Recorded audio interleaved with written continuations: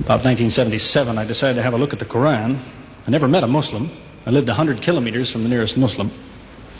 See, what interested me was what non-Muslims said about Muhammad. There are books and books written about Muhammad that tell you, one thing we know for sure about this man, he had an outside source of information. One book I've got says the Quran was written by a committee, because they've established so well that there's information in there that an Arabian shouldn't have known. He must have had someone from the outside bringing him this information. So they say, one thing we know for sure, he had an outside source of information. Now, he said this book was a revelation. So they say, you see, he was a liar. He got it from somewhere, he put it in a book, and he gave it to someone, telling him it was from God. He was a liar. Other people write books and books on the subject of Muhammad, and they say, one thing we know for sure, he thought he was a prophet. He was crazy. Because they look at his life very carefully, and they see episodes like, for example, when he hid in the cave with Abu Bakr. He was running from the whole city who wanted to kill him, and he hid in the cave, and when the Meccans came running up to the cave to kill them, what did he say to his friend? Did he tell him, see if you can find a back way out of the cave? What he told his friend was, relax. He was telling him, I see what you see, but he said, God is with us. God will save us. So people on that basis, they say, you see, he thought he was a prophet. He thought God was with him because he said things like that. He wasn't a liar. They never seem to realize that one man can't be both. So you can't be a liar and a crazy man at the same time. If you think that an angel gives the words of God in your ear, and somebody says, I have a question for you, what does God tell you about this thing? I want to hear an answer tomorrow. If you're a crazy man, if you think an angel whispers in your ear, then you don't sit up that night thinking, what will I tell him tomorrow? What can I find? Who knows the answer? You're crazy. You think the angel will tell you the answer. You don't go and look it up somewhere. You see, you can't be a liar and a crazy man at the same time. You can be one or the other, or neither, but you can't be both. You see, I read 2 non-Muslim biographies of Muhammad. One was by Rodenson, who was an atheist, who hated the man. But many interesting things come up about his life that I had to wonder about. One story that's told is that when he was an older man, he had a son named Abraham. The son died when the child was 2 years old. The same day the boy died, there was an eclipse of the sun. The sky went dark. And the Muslims came running to their prophet and said, look, it's a miracle. Your child died and the sky went dark in sadness. It occurred to me, see, if he was a crazy man, he'd probably believe what they said. He'd probably think, yes, it's a miracle. My child died, the sky is dark. Yes, it's a miracle. If he was a crazy man. If he was a liar, he would have taken advantage of it. He would have said, yes, right, my child died, the sky is dark, you tell everyone, it proves I'm a prophet. It's a miracle. But what did he do? He became angry with the Muslims. He told them that was nonsense. He was angry with them. How dare you say that? He said the sun and the moon are signs of God, and they don't worry themselves about the birth of a man or the death of a son of Muhammad. Doesn't look very crazy. Doesn't look much like a liar. Now you have a third alternative, of course, which people tell you all the time. They say, no, he was not a liar. He was not a crazy man. He was deceived by the devil. Deceived by the devil. It's an interesting idea. But whatever you say, you better be ready to back it up. There's a lot of difficulties with that idea.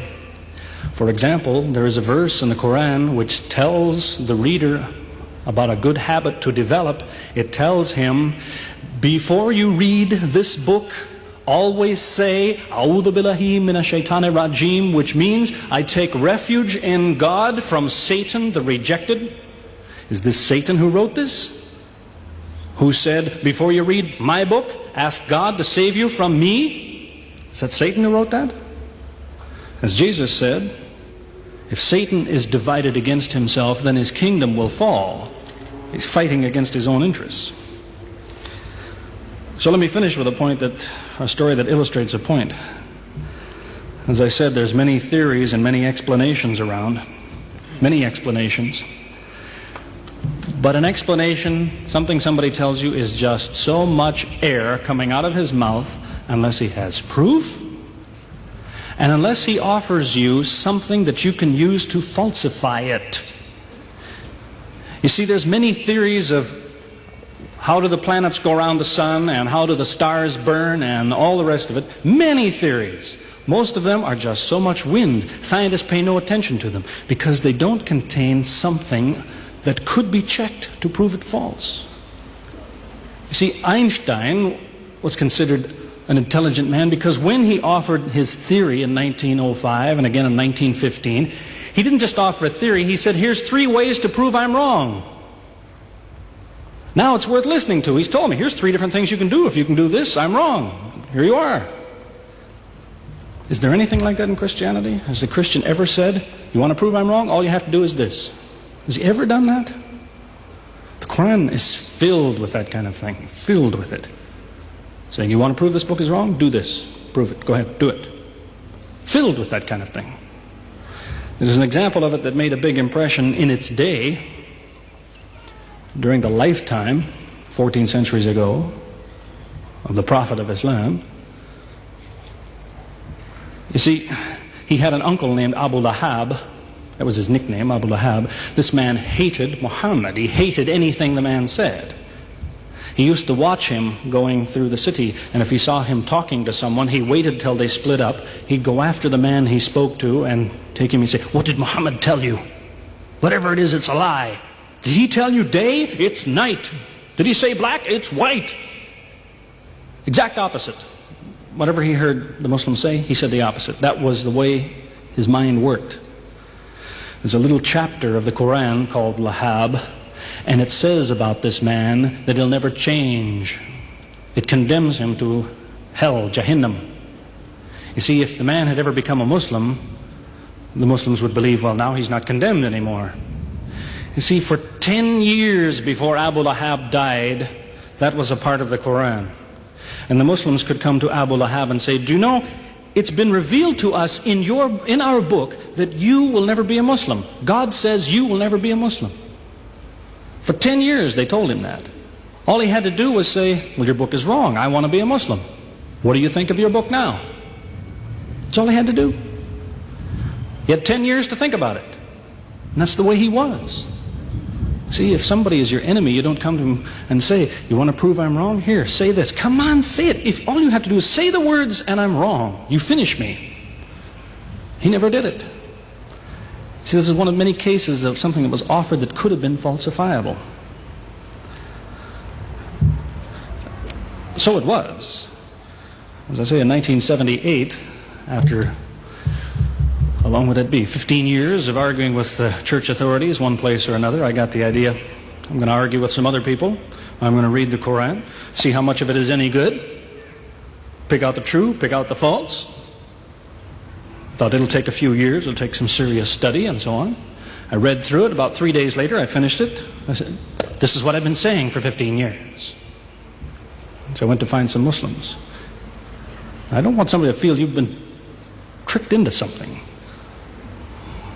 I haven't said anything about Christianity that isn't true. I haven't said anything about Islam that isn't true unless it was a slip of the tongue or something. I'm simply trying to remind an individual, don't close your mind before it's too late.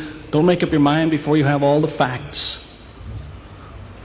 Most people who used to be Christians and become Muslims will tell you, I am a better Christian than I used to be. Now I follow Christ. I didn't before. That's what I would tell you. The Bible says Jesus told his disciples, when you greet one another, let your greeting be, peace be with you. He set the example. Peace be with you. Who says that today? Christians? Once in a great while, maybe. Muslims, whether they speak Arabic or not, they say, Salaam alaikum. Peace be with you. Jesus, when he prayed in the Garden of Gethsemane, put his forehead on the ground. Who prays like that? Christians or Muslims? Jesus used to fast for more than a month at a time. Who fasts today? Christians or Muslims? who really is trying to imitate Jesus. Somebody said to me before coming in here, they said, the Muslims make Jesus out, they insult him and so on and so on. How, possibly, do they insult him? They lift him up. Up. They can't tolerate anything bad said about him. They would just as quickly tell you that, they say Muhammad Rasulullah means Muhammad is the messenger of God. They will just as quickly say Isa, Jesus, Isa, Rasulullah, no problem. Just as quickly tell you that, because it's true. They occupy the same place. If God himself wants to make distinctions among his prophets, that's his business, not ours. Treat them all with the same amount of respect. May God guide us always closer to the truth.